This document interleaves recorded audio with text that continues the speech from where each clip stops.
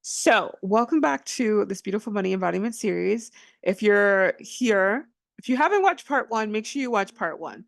So, my name is Melissa Bates. I'm a beautiful, divine, angelic channel, galactic channel, light language extraordinaire.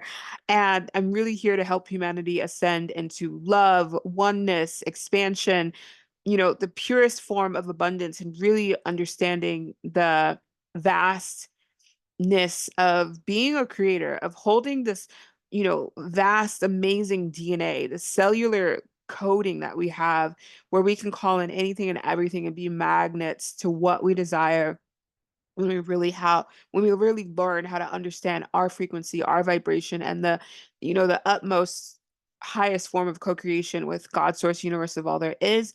So with this beautiful money embodiment series, I really invite you to ascend.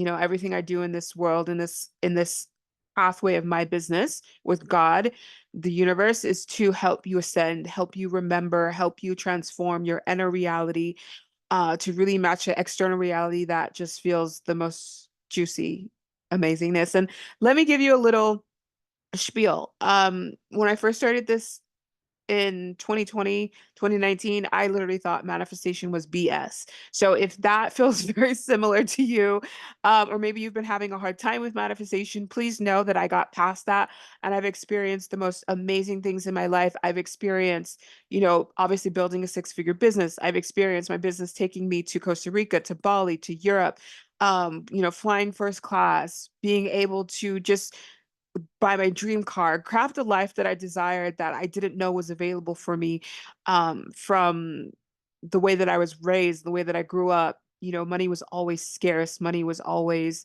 not enough.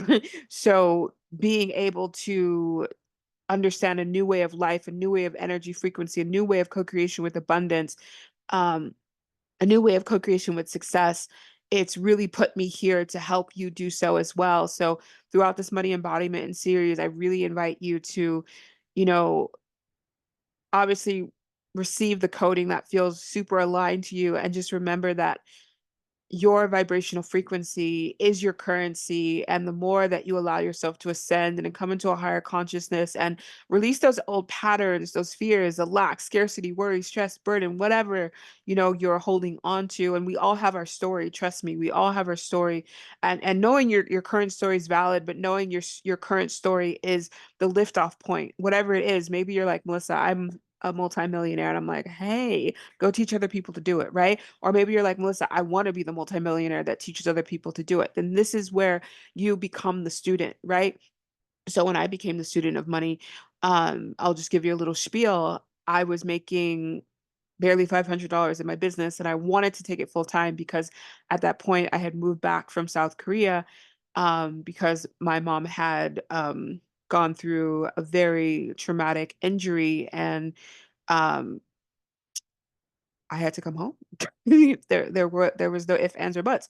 And it wasn't an injury that I could easily, come back and get a job, have the 9 to 5. That wasn't even an option. So I had to figure out how to keep myself flexible in order to make sure that she was getting to all of her doctor's appointments and eating and all the things, right? So this was me trusting myself, trusting my path, trusting that this was available for me.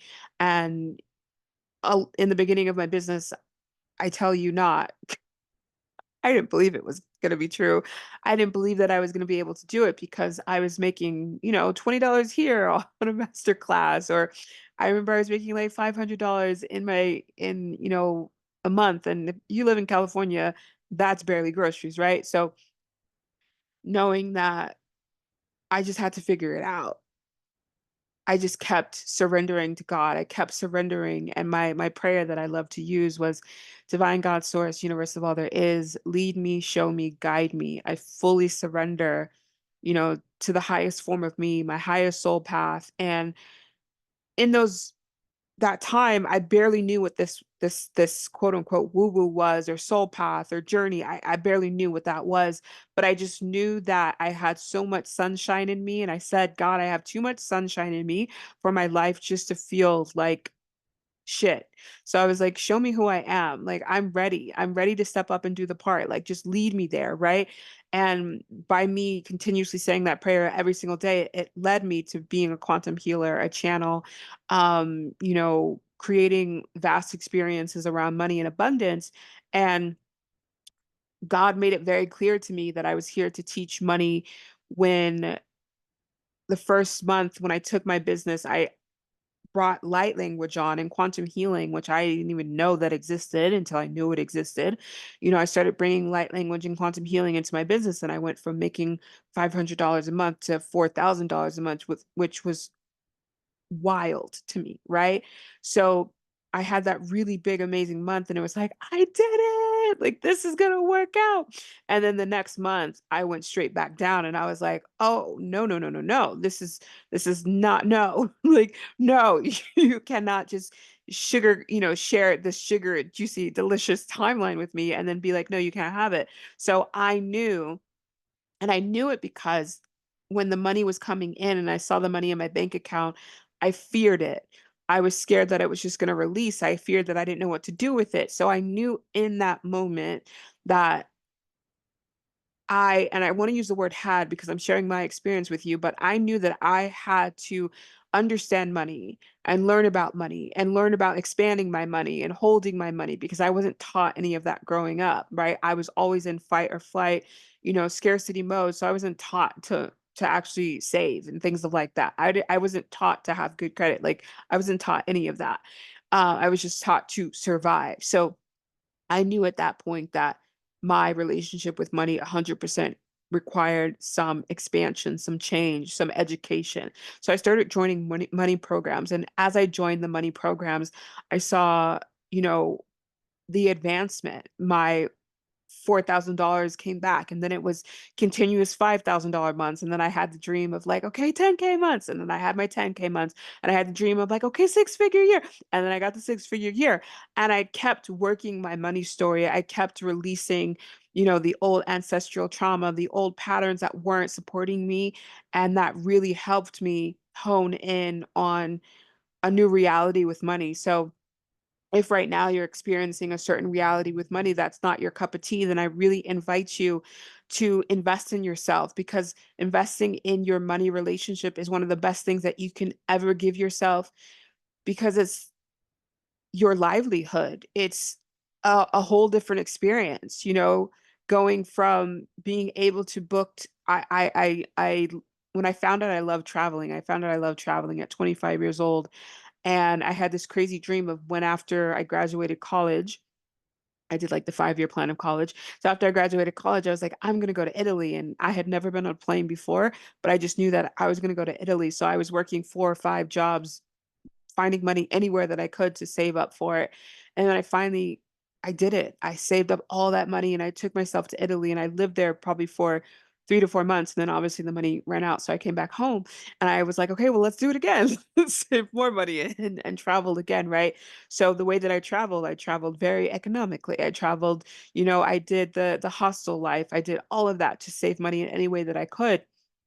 And then I got a taste of booking my own hotel room and having my own space. And I was like, oh, this is so good, right? So I challenged myself to have a little bit more, have a little bit more, have a little bit more. And then I realized that I do like the finer things in life. It's funny because my sister's a Sagittarius and she's very bougie and she loves the finer things of life. And I always was like, why are you spending that money? Like, you know how much you could do with that? Like, why are you spending all that money? Because there was a part of me that was not unlocked to realize that, why aren't you spending that money? Why aren't you giving yourself that experience? And when I started giving myself those experiences, it gave me the opportunity to actually manifest more money and go, Melissa, you are worthy of those experiences. You are worthy of traveling the world in luxury and buying a luxurious car and having a high vibrational, overflowing business and serving so many beautiful people in the collective. Like, you are available for that. You are worthy of that. You are deserving of that. But until I allowed myself to see that and actually take myself into that, through the healing process with my inner child, I was holding myself back so much where I was just like, oh, I just want just enough. I just want to pay my bills. I just want this. I just want this. But then I was realized like, I just don't want the minimum. I want the maximum and beyond the maximum. So in order for me to tap into the maximum, it was really allowing myself to see beyond my reality of what I was living. You know, maybe it was I started going into luxurious coffee shops and I started renting luxurious cars and I started, taking myself on a creative vacation every month. And I was like, oh, I really like doing this, right? This is something I really want to do. And it became that, you know, no, no if, and, or buts. It was just, it is what it's going to be. I'm going to have it, right? So it took me deeper into wanting to explore my relationship with money, to expand my business, to expand, really a consistent amount of money. And what really helped me was the clearings, the ancestral clearings, the old contracts, the false illusions, the false beliefs, right? The woo-woo stuff. The woo-woo stuff really helped me realize that my narrative was so ancestral. I had such a high, range fear of money that, I didn't want money near me with a 10-foot pole, right? It's like I kept pushing it away, right? So I started studying money. So instead of pushing it away, I became a magnet to it. I became a magnet to success. I became a magnet to overflow. I became a magnet to abundance. And this is, what I teach you in my money embodiment program is to start honoring this coding because we all have it in us. No one's specialer than the next. We're all really special. We're all, creations of God, source, universe of all there is. And if we look at the vastness of what God, source, universe, of all there is has created in the world, then why wouldn't we be able to create just as much overflow, just as much abundance, just as much magic? So, Shahakanara Kaishi, really allowing yourself to collapse time and maybe what you're experiencing now and what you really want to experience. Don't hide it from yourself. Like, I'm a traveler. Do I want to travel and book the budget hotel, or do I want to travel and book the luxurious hotel? The luxurious hotel. I want to experience that. So I'm not going to lie to myself about how much money I want to make. I'm going to tell myself the infinite truth. And that's one of the biggest things is telling yourself the truth. This is how much I want to make. This is why I want to make it. I'm excited to make it. I'm excited to experience it.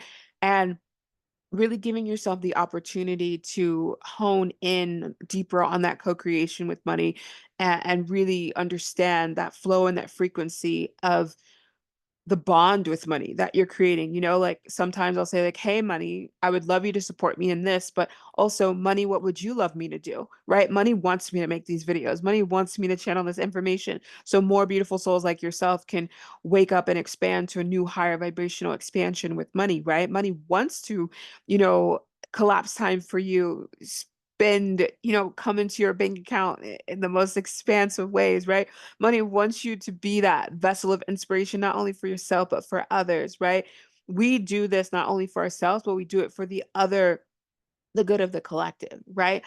There's a lot of say in the spiritual world of, oh, you can't build a business that's successful. But in all reality, it's like, no, actually, I can, and I'm going to do it so that other people can see it as well, so that they can build their beautiful spiritual businesses that are so successful, right? So, part two, money embodiment, come back for part three. If you have any questions on this, or maybe this is something similar that you're experiencing, make sure to drop the questions, the comments, the takeaways, whatever you're feeling, drop it down below so that we can have a conversation. And as you drop it down below, I'll make sure to add it into the series as well if you have any questions that are coming up. So I love you. I adore you. Thank you for hanging out with me. Mwah!